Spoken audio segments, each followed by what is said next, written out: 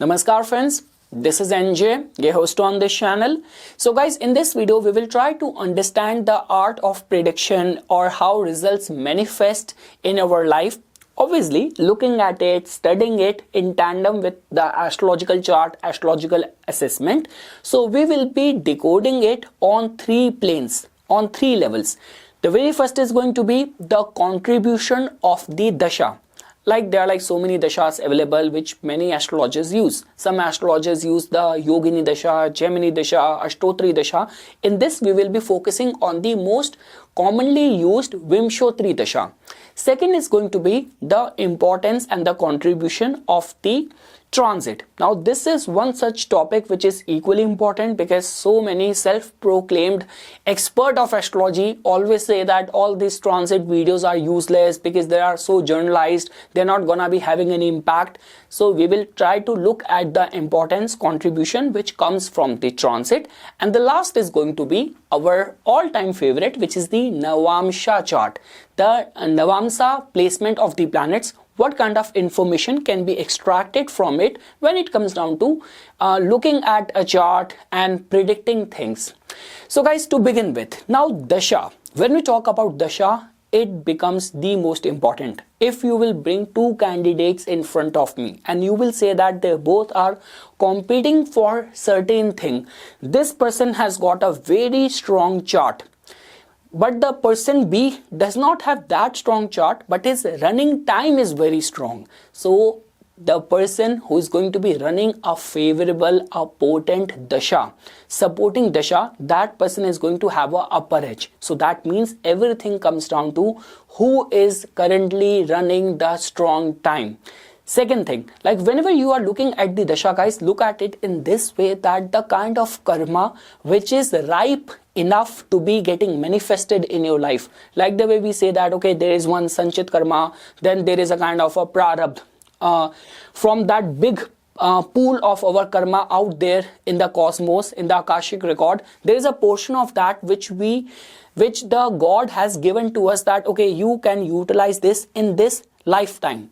So that means that sort of ripe karma gets manifested in our life and the life unfold through those running dasha. So running dasha becomes very important because somehow our governing theme, whatever is happening in your life right now, the planet which is the most important for you, the kind of remedies which you should be doing right now in your life at a time when you are watching this video, whether in 2024 or in future in 2025.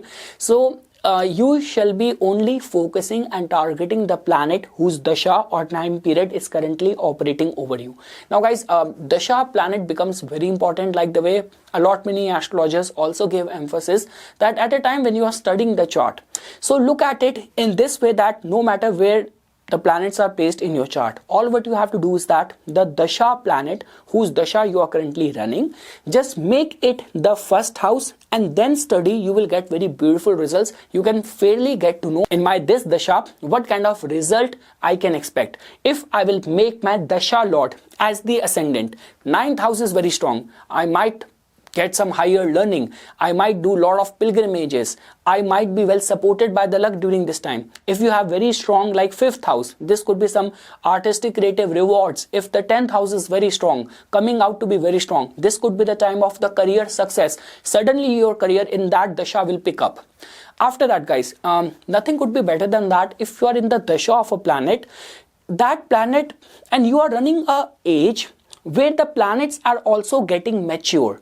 So guys, over here I would say that if you are a serious enthusiast of astrology, studying the ascendant specific information becomes very important. That gives you very beautiful results. Like you know that okay, many people say that even for the Aries Lagna, in their case, the weak moon, the 4th lord, if it is weak, the better it is. It is somehow creates the combination of a kingly combination. So for certain rising signs, like the way for the Aries Lagna, for the Scorpio Lagna, 28 year of age is generally considered as very strong because that is the age when the ascendant lord matures. For the Kumbh Lagna, 36 years of age and the 42 years of age, when the co-lord of the Aquarius, which is the Saturn and Rahu, matures, those ages tend to bring very fortunate, very strong, potent event in our life, no matter in which sphere you are.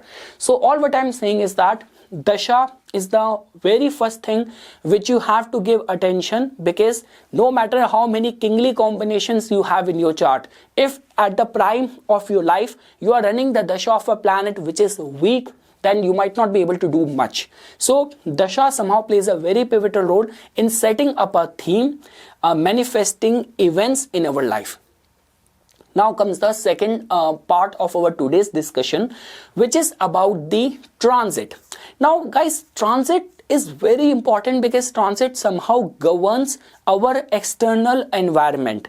And like the way I've been saying this thing repeatedly, that if you are in a Saturn dasha, and Saturn is, let's say for example, placed in your like 8th house. Now you are very much interested in occult.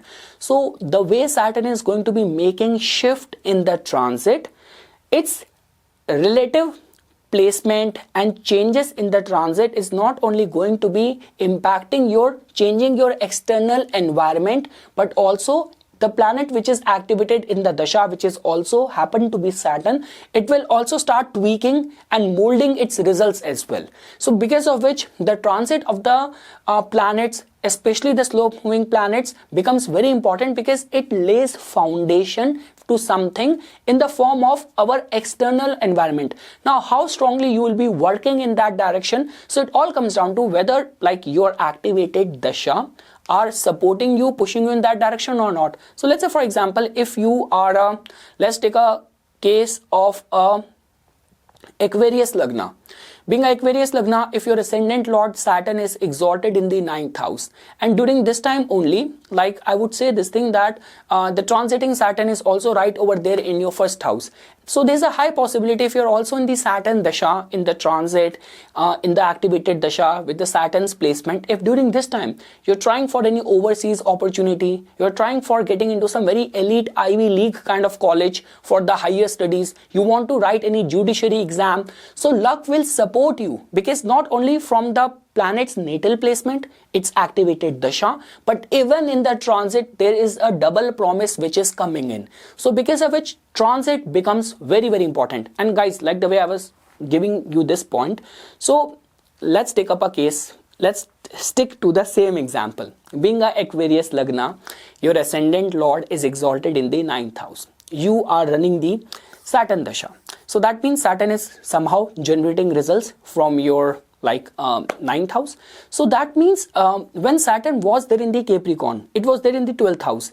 Result would vary compared to when Saturn will come to your 1st house, when Saturn will come to your like 2nd house, because Saturn dasha is going to be a time period of 19 years, but the kind of changes it is going through in the transit, it somehow impacts your running dasha as well, running theme of the dasha as well. Now guys, now comes the third point, which is about the Navamsa. See, Navamsa becomes very important, because Navamsa, more than what people give attention to, that okay, Navamsa tells about your matrimonial life, the prospects of your luck, and people say that what you will eventually become and all. So in short, it is the caricature of your dharma, the caricature of your soul. But moreover, Navamsa plays a very important role, because it also tells about the kind of intent with which you will be pursuing. Like for example, let me give you this very simple basic example. So the chart which you will be seeing right now in front of you on your screen. So this is a chart of a girl. I know her whole situation on the, obviously with dedicated and committed anonymity of the life of this person. All what I knew is that when I came in contact with this person, or the details, this girl was very persistent about finding love, about finding relationship, and the approach she was opting for in a way was scaring away the guys from her, because she was being too forceful for that. And we all know this thing, that in today's day and age, if you will be like this, so it does not get along very well. So now she, if looking at this chart, if you have to observe all the principles, she is in the Mars Mahadasha. So she is in the Mars Mahadasha, and she is in the Mercury subperiod. So Mars is there in the 2nd house.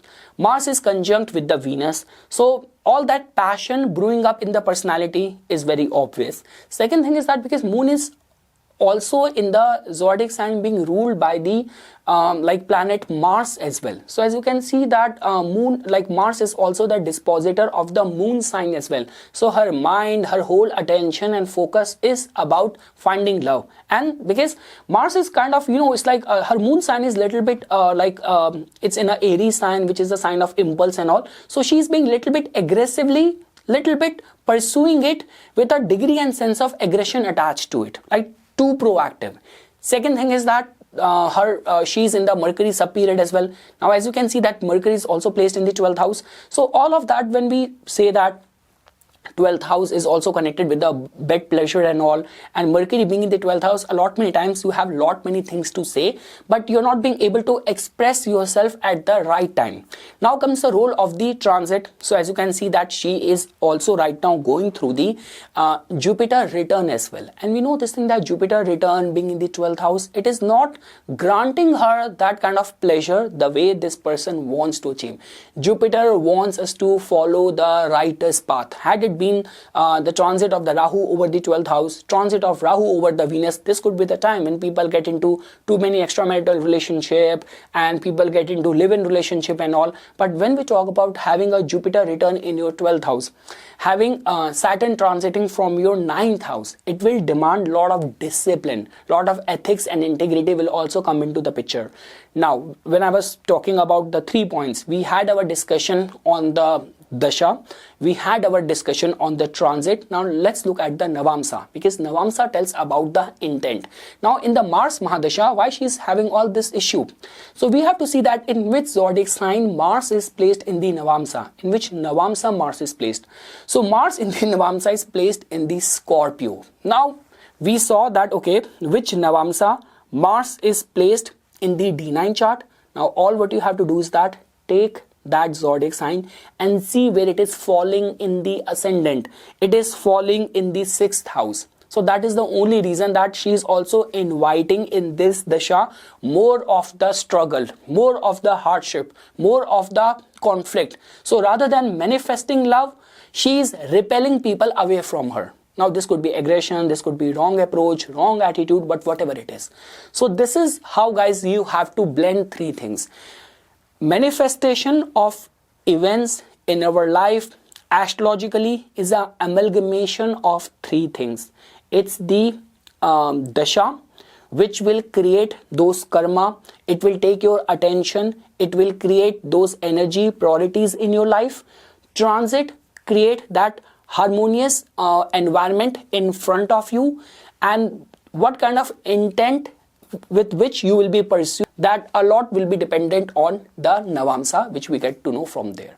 So yes guys, this is something which I wanted to say as a part of my inputs. For further more updates and notifications on the divine science of Vedic astrology, please subscribe to my YouTube channel and follow me on my Instagram account. Dhanyavad.